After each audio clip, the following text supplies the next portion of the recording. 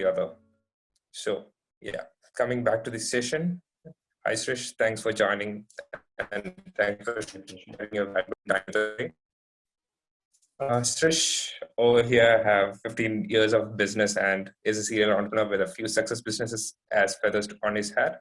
Starting in 1997, probably like 5 years, and I was 5 years old. Yeah. Srish started his business with A1 Future Technologies and he founded logo design team, which is now one of the top 5 design companies in the world, if I'm not wrong. And it makes animated videos, infographic design team, UI, UX design team, and latest on the block being Testify, which is an online digital assessment platform. And one thing to highlight here is all the businesses have been bootstrapped so far. And for the startups out here, Srish is also an angel investor. So probably it's just a heads up for you guys. So is branding and digital transformation for startups. I think these are two words which are misinterpreted in the industry as such. So probably when we talk about anything for digital transformation, for whenever we take any projects, let's say, probably we use the term digital transformation without even knowing what exactly does it mean. So, I mean, I have seen people with status updates like I work on digital transformation, even if they just do advertisements.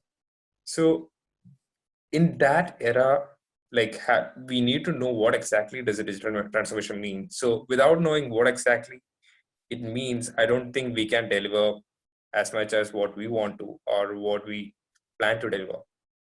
So to start with, I would go with branding first. So Srish, I'll let you answer these questions, like because it's pretty much straightforward fireside chat. So what exactly is branding and what functions can be called as branding acts? Because it's one term that is commonly used for advertising, I guess, more of advertising in nature. So having said that, we'll let you answer, like, what's your take on this? Hello, everyone. Thanks for joining. And thanks, Headstart, for inviting me for this. I hope I'm audible. Yes, you are. Okay. So first and foremost, we talk about branding. We your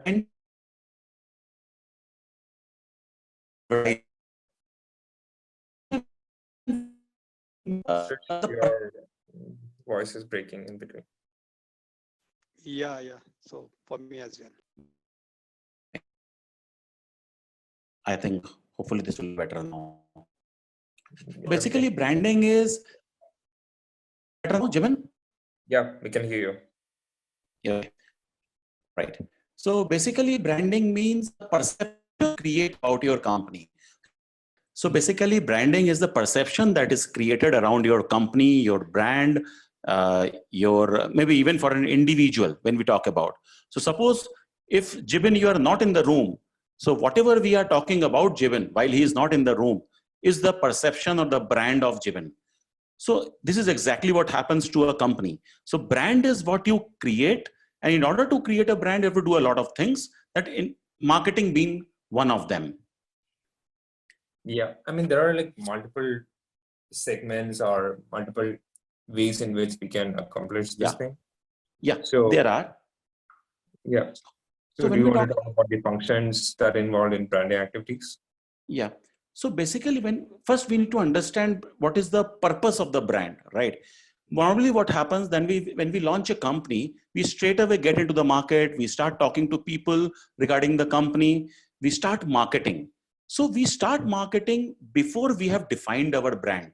And that is what actually destroys the brand. We hurry too much when we have just started the company. So instead of doing that, the process is that first you define who your target audience is. Yeah. Based on your target audience, define what is the purpose of your brand. When we talk about purpose of the brand means, what is so special about you? What is it that your prospective clients will miss had you not been there in the market? What is that special thing about you? Yes, you have been selling the same product which others are selling, but there must be something unique about you. Maybe your customer service, your quality, your technology, you have something different than others, right? So suppose if I talk about Apple. So whenever I talk about Apple, suddenly the terminology that comes to my mind is innovative tech, right? So Yeah. when you talk about maybe some other brand, maybe if you talk about Patanjali, I think some kind of image comes into your mind. Positive, negative, it depends from person to person. But that is a brand which has been intentionally created. So define the purpose. And while you define the purpose, define the voice of your messaging.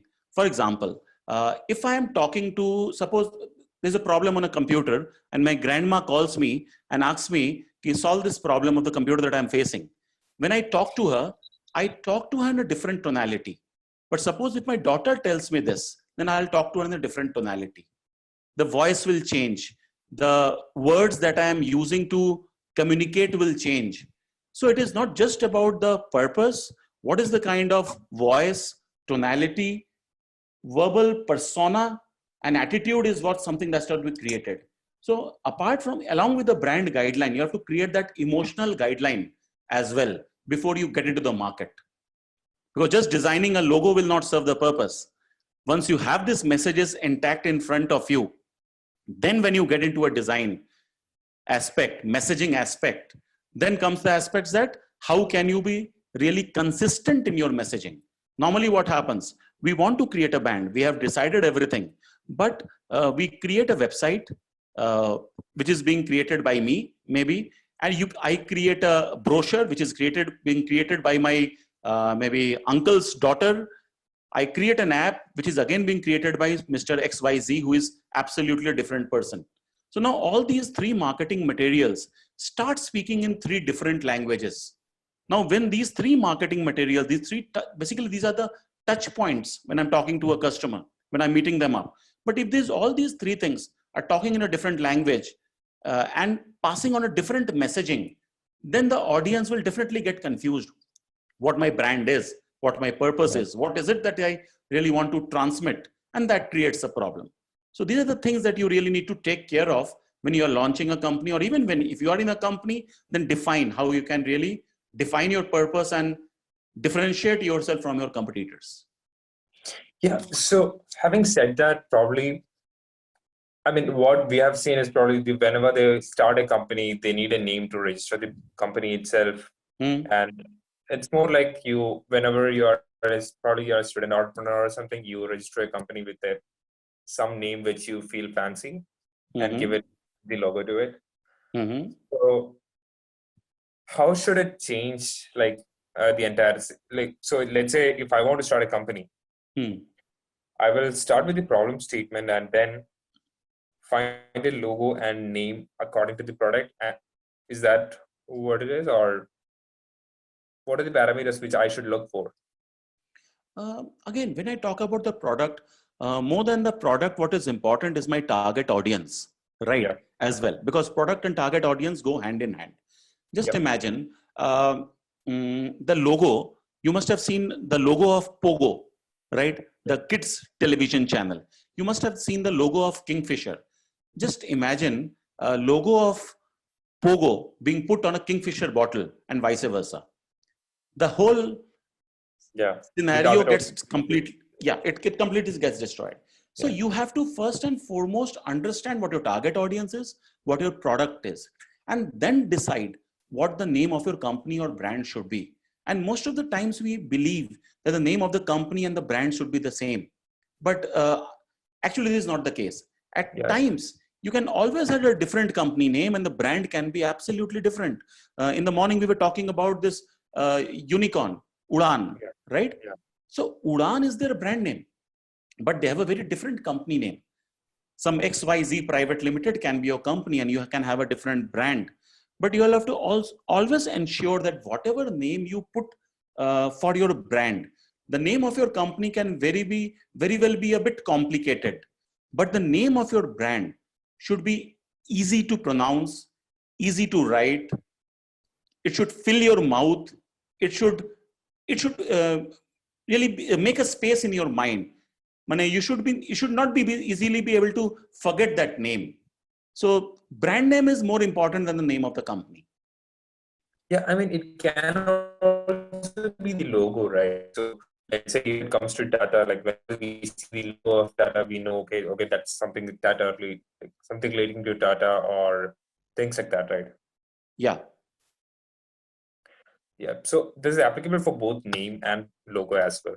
Right. Right. Yeah, if So we take the example of Ola, it is ANI technologies. Who knows Yes. about ANI technologies? Yeah. Nobody knows about Yeah, it. yeah, yeah. that's all. Because as a company, Yeah. you can have So be the same company, but you may be launching maybe multiple brands as you grow forward. Yep, exactly. yeah. So we have a question like if there is a difference between the brand name and the company name, won't that confuse people? I don't think so because brand. I mean, okay, I'll let Srish answer it. No, not really, not really, not at all. As you yourself, we just heard someone speaking out this difference between Ola and ANI technologies. Yeah. If it's a brand, people remember the brand. Normally, company names are used to cut checks majorly, Yeah. right? That is the purpose. You send an invoice and the check is cut. So that's more for the accountants to use. Yeah. So can you explain your take on how marketing kills brand? See, marketing, I'll not say this, that marketing kills brand. Marketing may kill brand or it can also help you make the brand. Both the ways. It all depends upon Yeah, how, I think there's probably on the other side of it that it can put the wrong perception of the brand. right. So if you are able to do the marketing in correct manner, then the brand is established in a positive sense. Now, if you go out and do a negative marketing, or maybe the kind of brand that you want to create, the kind of messaging or the ethos that you put behind the brand, and your marketing is absolutely vice versa, it's taking in a different direction altogether, then definitely that is going to put a problem on your brand. Yeah. Now, at times, it is not just about marketing that you do yourself. At times, your brand can automatically get destroyed unknowingly.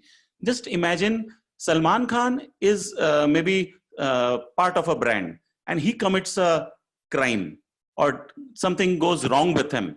It automatically affects the brand in a negative sense. So at Yeah. times, unknowingly, your brand can also get affected. Yes. I mean, so I remember the story of the thumbs up giving the wrong impression, and I think everyone in the boardroom, like when they were showcasing the video, everyone approved it, and it took the extreme wrong image of the brand itself, and they had to Yes. take the advertisement back in like 3 days. Hmm.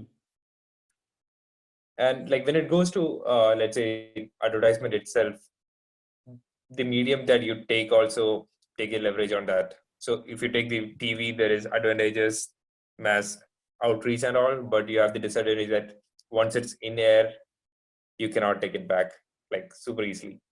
Yes, and again, the kind of medium that you decide for your product will again depend upon where your target audience is, which is the defining the persona of your audience. And if your customers are not there on television, why should you be there on television? You should be on Facebook maybe or somewhere else, depending upon where do you really find them. Because these days, if you are in this pandemic days, if you are advertising in a newspaper, you are basically wasting money.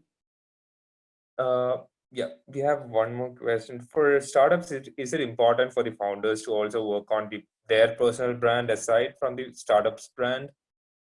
Yes, these days this has become extremely important, Michael, because these in this age of social media, everything is being tracked. And while it is a startup, in order to build the trust, we just really don't go exactly only for the brand name or the company. We definitely want to know that who is behind the company. And when I really want to know who is behind the company, I will definitely like to check out your brand. And when you talk about startups, whether it is funding, whether this is getting clients, the owner or the founder plays an extremely important role. He is the front face of the company. He is the person who is defining the brand of the company. So developing a personal brand is of extreme importance. I mean, as an angel investor as well, like, so how do you evaluate a personal brand? Like, founder's brand? Like when you evaluate a startup, do you look at the founders as well, like some founders' history, all those things? So how, as a founder, can I improve my personal brand? See, it all depends upon the founder, even when you are going for an angel investment or anything, because ultimately trust becomes an important factor. You have a business model, but if the founder is not capable enough, then you definitely, even if the model is great, there is a bright chance of it failing down. But if the founder has had a great exit in the past startup, he has been extremely positive, he has got testimonials spread all across the web, then definitely you build a trust on the founder that if this founder is putting effort, then there's all the chance that this startup is going to do well.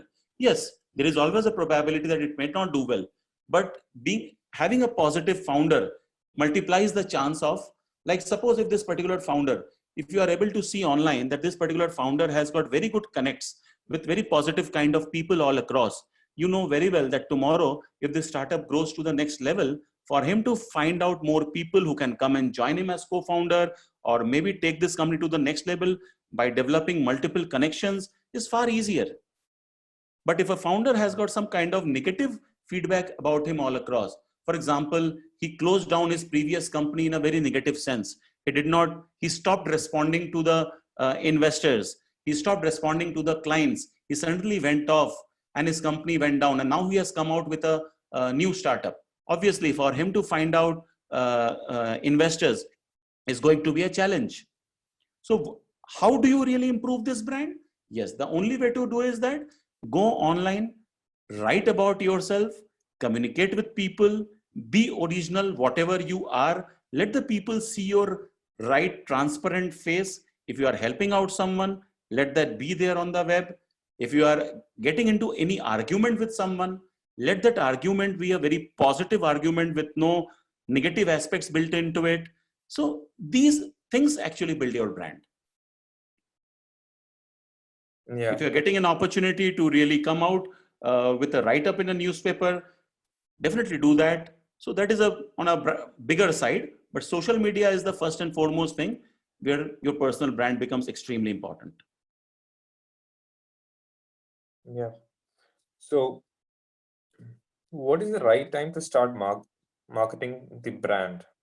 I think it is like when you start building the idea itself, like you need to know what is the perception that you want to build in the mind of the customers your target customers, I guess. Yes, preferably you should start marketing or developing your brand even before the launch of the product. Then you get to know what is the kind of traction you are getting, you are building across it. For example, these days it is very common that if there is a SaaS startup or any company that is being launched, you simply launch a particular website, write down that in order to become a customer, or if you want to really get a privileged sign up offer, please fill up your email. We will get in touch with you. We are going to launch in maybe next 10 days time. Do a countdown on your website, write it down on all the social media, whoever you are talking to in your card. Let people know that your company is going to launch in 10 days time. Share your idea that this is the offer that I'm going to come out with.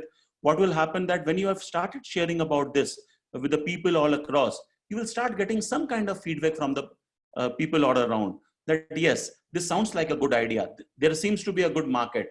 Talk to this particular guy. So while you are doing this, you are building your company, and with this feedback, you can very well maybe even tweak your approach when you actually launch. You might have thought of an X approach, but with this feedback, on the day of your launch, you can very well tweak your approach to Delta X and see how it works, because that is what the customer demanded from you. Yeah. So, talking about the branding itself, like, what are the top 5 things that you should consider not doing while, working on branding side? What you should not do. Yeah. First and foremost, you should always avoid, as Santosh Kamble has just written, that there are so many big brands with difficult names to pronounce, right? So first and foremost, I will say you should avoid getting a brand name that is difficult to pronounce. Yes, if you become a success, you become a success story. But this is definitely not a great way to get started with your brand.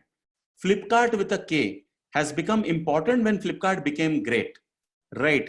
But that is not the great way to start. If you are not getting a C, get a K, great, no problem at all. Then highlight that K aspect in such a way in your marketing and branding initiatives that becomes an extremely special factor in your brand. So first and foremost, choose a name in a very authentic manner. Ensure that whatever purpose you are defining for the brand, ensure that you have already defined how you will be consistent all across platforms. Never launch a brand in a hurry. First, do your homework, define everything, all your messaging, all your designs, all your purpose. Then once all the documents are ready, all your plans are ready, then get into the market. Don't do anything in a hurry. I've just thought about it today, so I'll launch a brand tomorrow. It should not be that way. Do your market study before you are launching a brand. Do not launch a brand without doing a basic market study. Of course, we are not Hindustan Levers or Nestle's that will be able to do a huge market study, but whatever is within our limits, within our capabilities, we should definitely do a basic study before defining or launching a brand. Yeah, and also let's say if I want to go global, like in multiple countries, how will I make sure like whatever perspective that I'm giving doesn't hurt the feelings of the country or the nation or the market that I'm trying to grow? See, there are ways. We have seen at times that what has happened, the kind of name that you have chosen or the kind of messaging that you have chosen somehow is negative in a different language, right? Yeah. What sounds great in Hindi may actually be a slang in French. This is very well possible. So again, this is a basic research that is a part when you are developing your brand or when you are defining the name of your company. In those scenarios, you'll have to do this research on the first day. If you are really wanting to go global, and even if you're not wanting to go global, you must really avoid such kind of keywords in your messaging. And again, for this, there is no thumb rule formula that this is how you should do it. The only way to do it even today is that simply go on Google, do multiple searches, and you will be able to get to know what that means. And not only that, not only just the negative terminology. At times what happens, you are choosing a brand name and a similar brand name had a huge backlash online maybe 6 months back due to some negative reasons. And the new brand name that you're going to choose is very much different. Avoid even that brand name because the negative news, negative reputation of that similar brand may affect you in the initial days. Okay. So yeah, that's pretty good thing. I mean, like whenever you name a product or anything, you need to be, keep your eyes and ears open, like to the entire target audience itself. So if you're targeting to, let's say, Indian market only, would that make sense? But let's say you go to like Japanese market, that naming it doesn't make sense at all. So those kind of things we need to be aware and we need to take care of it. Yeah. Yeah. And being the founder of one of the top 5 logo design companies, I want you to deviate a bit here. What are the parameters you consider for making a logo for startup or product? First and foremost, what I personally believe is that, again, I'm going to repeat it, all depends upon the target audience. Normally, when people come down to us and tell us कि यार logo banana hai, right? They define what they want. It is not important that what you want as a founder. It is important what your clients are going to enjoy. If you like color red, that does not mean red is going to resonate with the kind of audience that you are going to target. If you feel that your target audience is going to resonate with blue and your competitors or blue is a more adaptable color for that particular kind of market, then you should go for blue, even if you personally like red. Yeah, Always so there are like ensure. factors, right?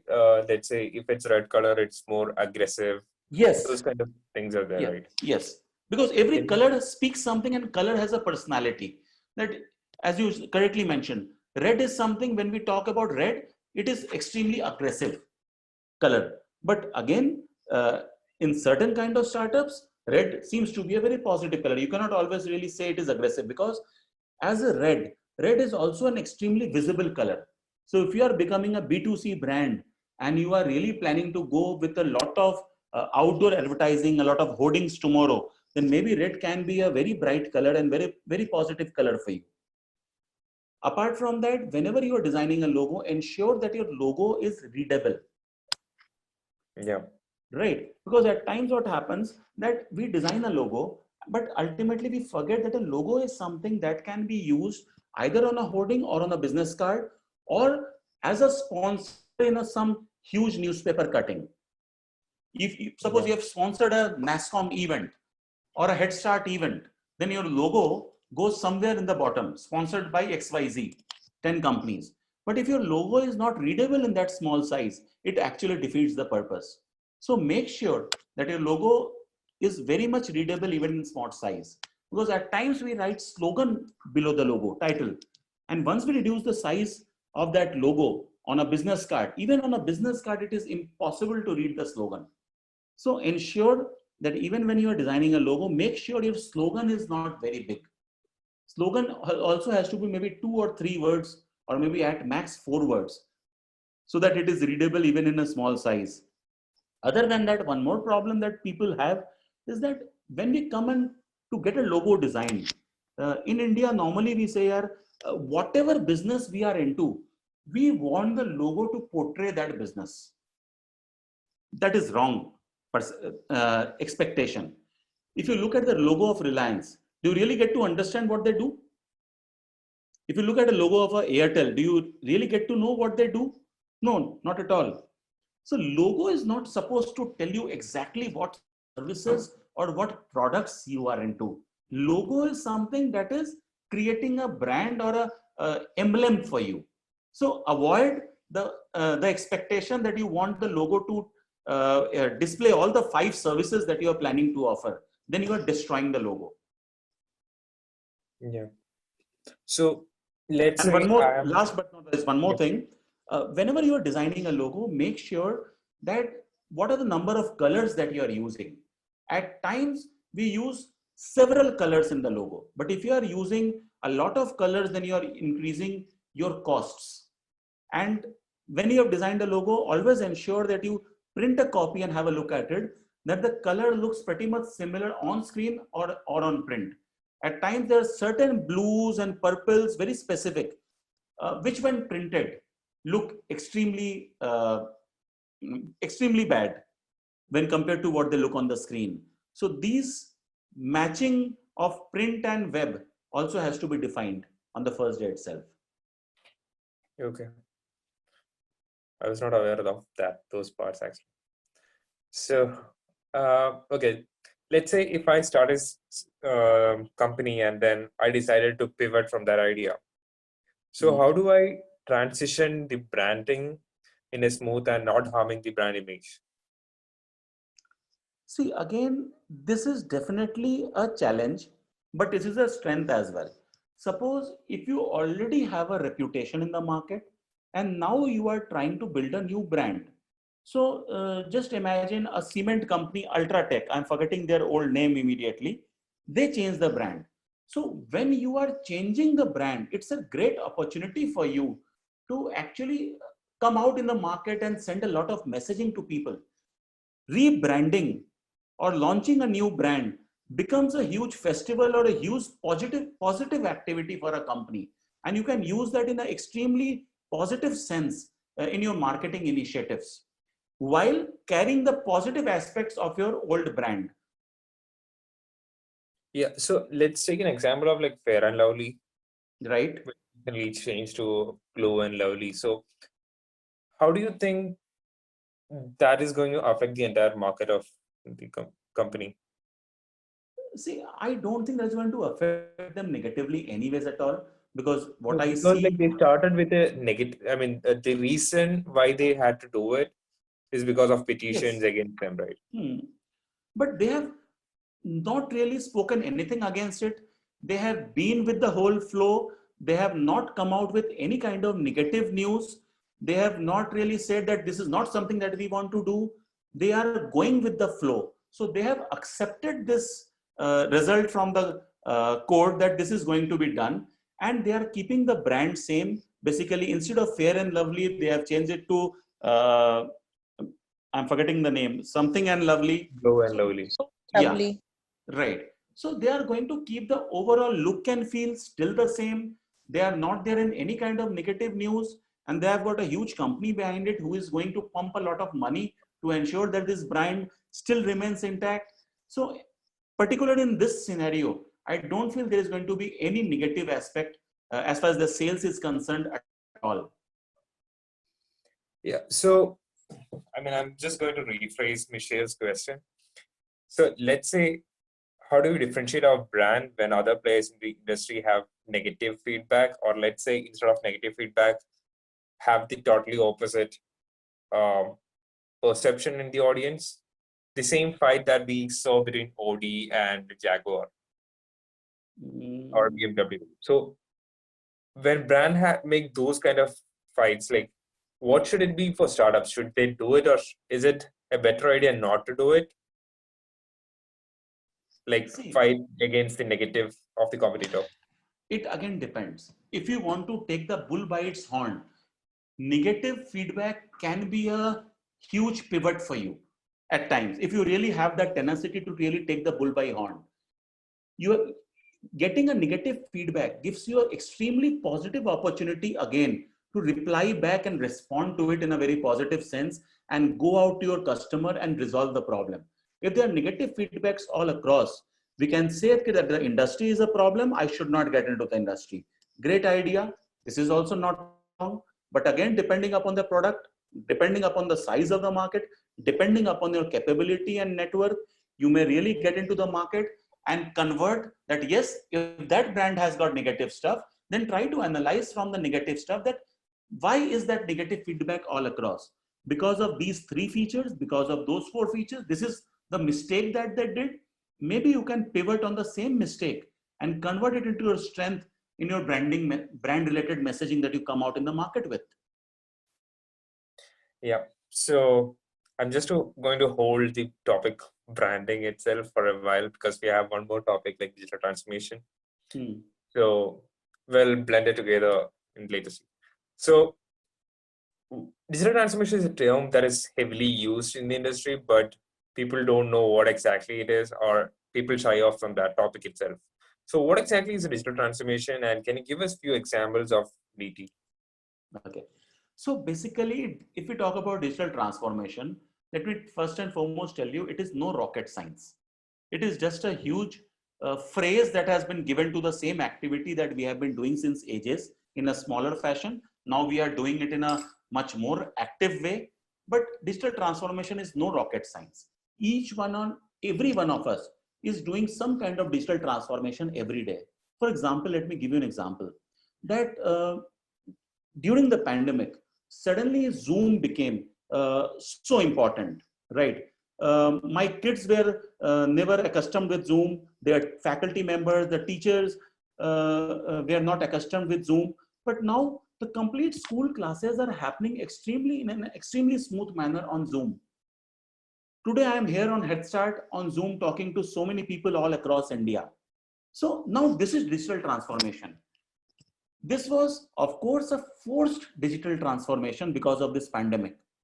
But even if this is not a forced digital transformation, we can actually do a very planned digital transformation whereby what is digital transformation? Whereby we are trying to leverage the digital technology in order to improve our strategy, our marketing, our operations, our productivity. So this is all what we are trying to improve by using this digital technology and the data that is acquired out of the whole stuff. This is not something only for IT companies. This is for everyone, each one of us. Yeah, one example I can say, like earlier we used to put a board outside. If we are going outstation, we used to put a board, no milk, no newspaper. Now everything is digitalized, right? Yes. You can pause and resume.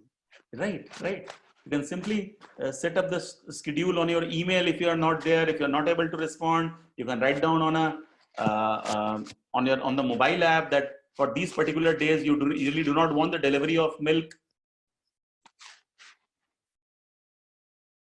Yeah. So in digital transformation, like there is a interpretation of the wording itself, that is, it is more related to technology itself. So let's say if I'm building a startup, how should I be prepared? Like, let's say I created a startup on which will create impact on classes itself. And right now, since we are all taken like by force itself to a digital transformation or going to online classes, so that startup itself is affected, right? Can you just come back what startup that you just mentioned about? I just missed on that. Yeah. So let's say a startup is working on classroom, something like okay, on instead of online classes, like physical classes itself, or some transformation in that side, or not transformation, like some product in that segment, and you get overridden by Zoom because of COVID and such scenarios. So how can you come back doing, like, what can be done for that? See, I mean, there is like two aspects to it. Like, one is like as an investor, and the second one is as, expert in this area. See, first and foremost, if you have been doing classes and you had a place where the students used to come and just like school or any kind of CA classes and that stuff. Well, if this pandemic has hurt you, very well, you move to Zoom. If the people are moving towards that Zoom or any kind of other software for e-learning and for online assessments, move and start using that software. Very simple. By doing that, normally you will be forced to do that transformation, but try to understand the positive things of the whole thing. For example, when you had your classes, you had your infrastructural expenses, you had your AC on, you had to take care of those students that used to come down to your place. Now you can save on your cost and do these things online. When you earlier, what used to happen that when students used to come down to your class, you could maybe cater to maybe just a radius of maybe 2 kilometers. But now when you have digital transformed yourself, in that case, now the world is your student. You can maybe cater to any student anywhere across the globe. So it's a huge opportunity for you to do that while saving the cost. Yeah. So how can we find out, okay, what is the missing piece in any industry? Like, is there any specific roles that we can play in that? See, as an individual, as a founder who is not very much into the technical domain, doing a perfect gap analysis yourself might be a challenge in the initial days, because you really do not know that what are the opportunities or technologies really available in the market. So in that scenario, normally what we suggest is that go out to a consultant, show your business to him that this is the business that I am into, this is my workflow, this is my process, this is what I am doing at the moment, and how can my really business will be can be digitally transformed to make it more agile. Now, basic things you can do yourself. For example, you have a lot of emails coming down to you, you have a lot of people calling you. How do you really take care of all the customers? How do you really keep them engaged? Simple. Set up a small cloud-based CRM to communicate with the people all across. Now, this is something simple that you can do yourself without taking help of any consultant. But suppose tomorrow, if you feel that I want to set up an email automation, whereby everybody who communicates with me, even if he has not finalized the deal with me, I will set up a schedule whereby I will keep on sending him some messages. I will create a funnel, and whereby I will take him across the funnel using these particular content magnets. I'll keep him engaged. In those scenarios, you might have to take help of someone who knows the stuff. But basic things you can do yourself. And these days, all these softwares are available online. Go on the cloud, tutorials are available, just buy it. You don't even need to install and you're on it. Okay, so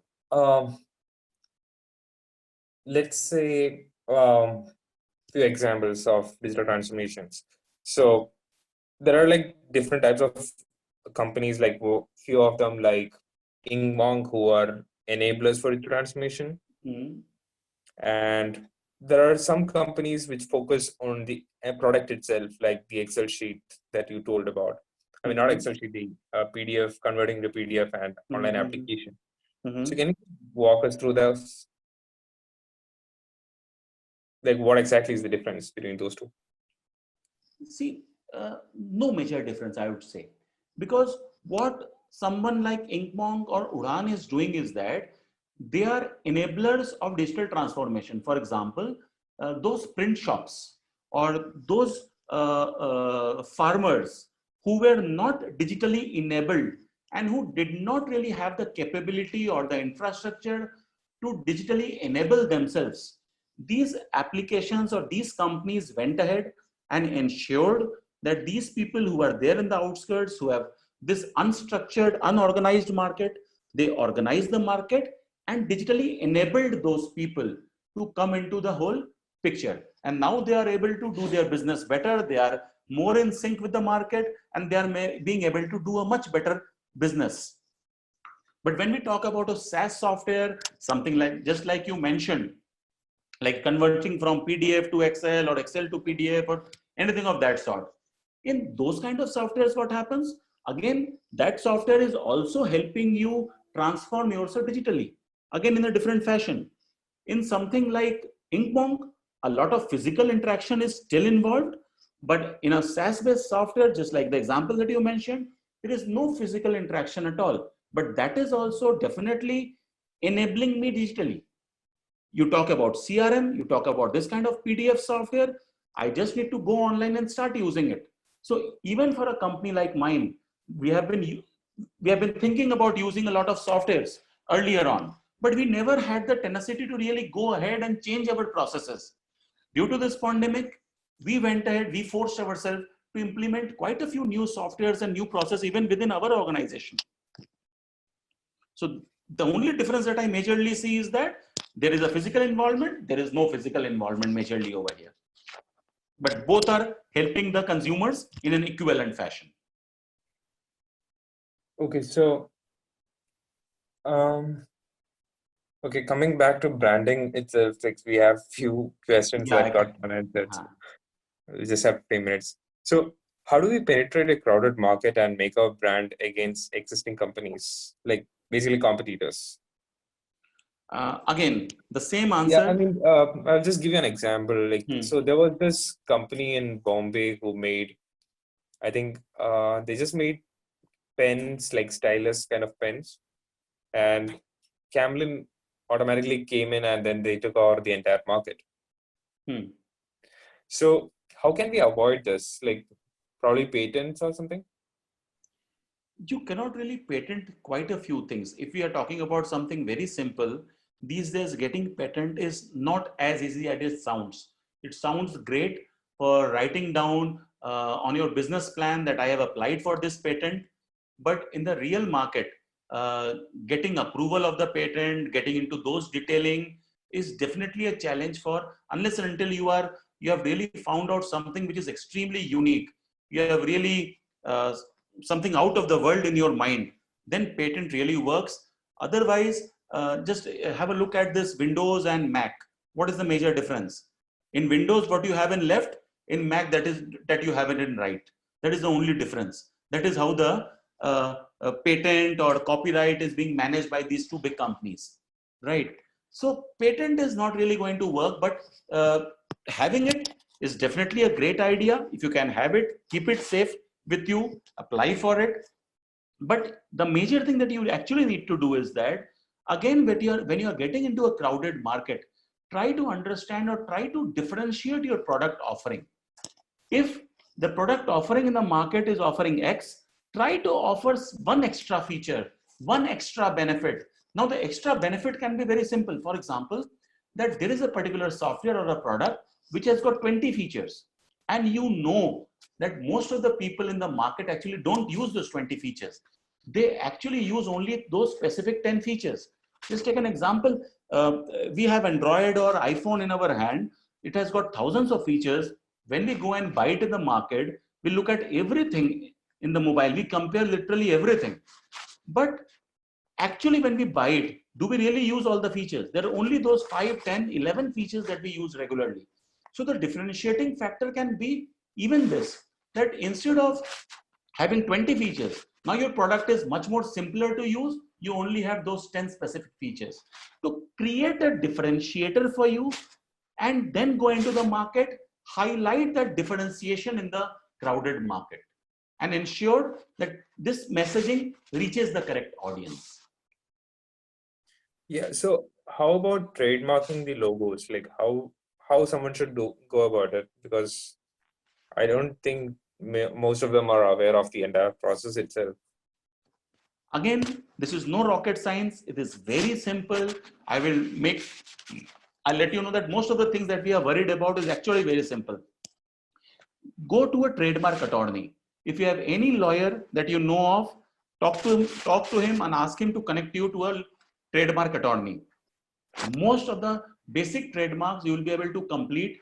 Even if it is one of the most expensive trademark attorneys, he will not charge you more than 10,000 rupees. Right, with including his own fees. So you can apply for a trademark of a logo using this trademark attorney. No need of going yourself. Again, there's a lot of process that might get involved, a lot of paperwork might get involved. So whatever you can outsource it to someone and at an affordable cost, outsource it, free up your time, you use that particular time to build your brand, build your product. Yeah. For a brand to reach its customers digitally might be challenging given the fact that the customers are exposed to so many information that they might miss on the ones that are important to them. In such situation, how should a brand make itself relevant? See, definitely there is a lot of noise all around. We are overburdened with all the kind of news all around. But in this scenario, what happens, there is something called micro marketing or moment marketing that comes into picture. I'm not sure how many people are still using it. This has been there since quite a long time. What you can do, I'll explain you regarding online marketing. That suppose you have a particular product and you want to reach out only to a specific audience of 20 companies. Normally what we do when we launch a product or a company and somebody tells you that what is your market? Our first answer is everyone. We want to sell to everyone. No, let us not sell it to everyone. Our way of doing it is that, okay, so these are the 20 companies or 10 companies that we really want to target. Now what you can do, go on Facebook, go on AdWords, go on LinkedIn. You can specifically run retargeting ads on these particular 10 companies. All the employees of those 10 companies will start seeing your advertisement everywhere, right? You must have seen an example. For example, if you go on Amazon, you search for a shoe and then you suddenly you decide not to buy the shoe and you close Amazon website and come out of it, right? We must have all done this.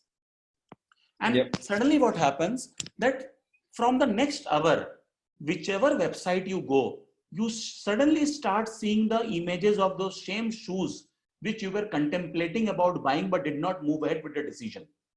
Now these advertisements will keep on bombarding you and they will force you, they will convince you, they will upsell you that why did you really go away? Why didn't you come and buy it? Now you will feel, yeah, no, these shoe advertisements are spread all across the web. No, actually they are not.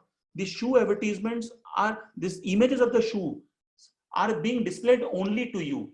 The moment you change your PC, you log out and you clean your cache, you clean your cookies, you'll not be able to see them. So, ensure that your target audience is seeing you everywhere. And that has become very cheap these days. This is not as expensive when compared to targeting everyone in the world. That is where the benefit of social media.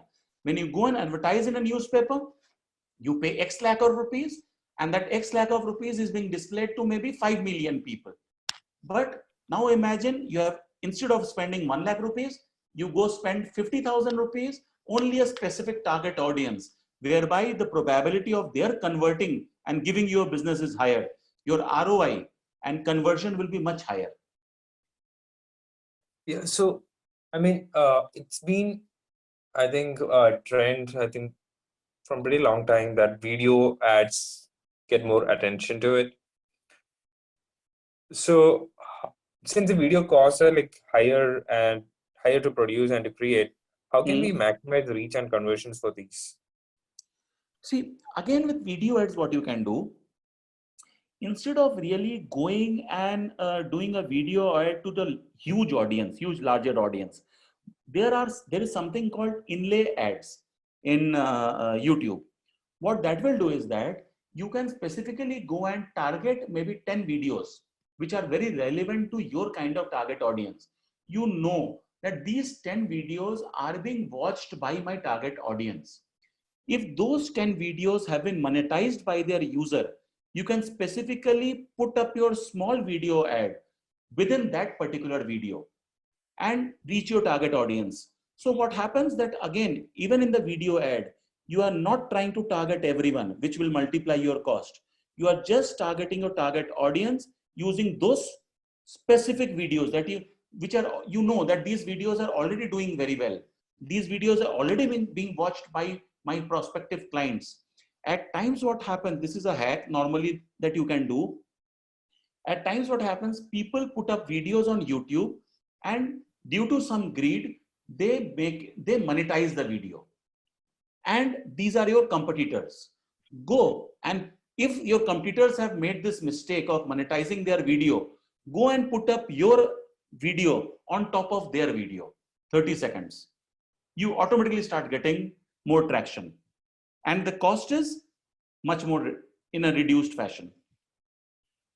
So it's also a warning to not do it, right? Never monetize your business videos. Yeah. You don't need those $1, $2. Your target is much more than that. Yeah. So what are the other brand communication strategies that we can use? Like how else to communicate to the audience? So having said that, like this WhatsApp business and all those things are there, right? How can we effectively use those things? See, WhatsApp business is important. We are using it. You should use it. But now these are common things. But other than that, there are a few other aspects which I will recommend for any business that you might be in. I'm not sure whether you guys have heard about Quora, right? Yeah. It's a question answer website where people come and put up their questions and problem statements. Go there, try to give answer to their problems, the kind of problems which are being solved by your company, and try to act as a consultant of your type of business.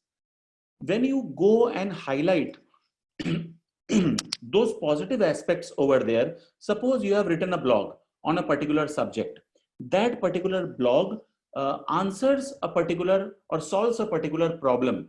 Now that particular problem is being questioned about on Quora. Go on Quora, answer it, and ask that particular guy who has the problem to maybe come down to your blog and get further information.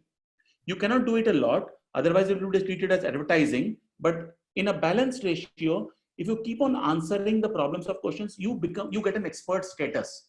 And when you get an expert status, then I develop trust on you. I depend on you more. Create videos of yourself.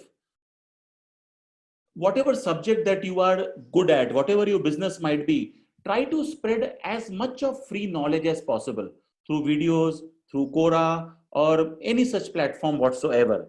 So once you are spread all across, these content materials that you create will actually start pushing traffic towards your website, towards your business. Yeah. So we have just 3 minutes left. I'll just do a quick thing. So if anyone have any questions that you want to ask directly to Srish, just raise your hand. There is an option to raise your hand and we'll allow you to unmute and ask the question directly. Yeah, Indrani, Oji, can you unmute Indrani? Yeah, hi. So my question is related to branding and marketing. Suppose your company provides a service which is consumer centric, for example, and a service that is like providing internship to youngsters, but then how do you market your, like, it is a very new launch startup, how do you market yourself first is my question.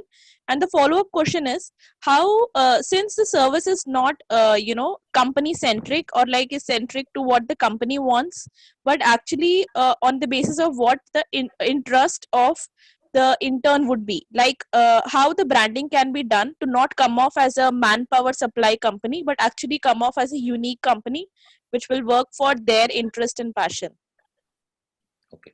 See, first and foremost, if you're talking about this kind of company, it is always important to go and do some kind of competitor analysis also.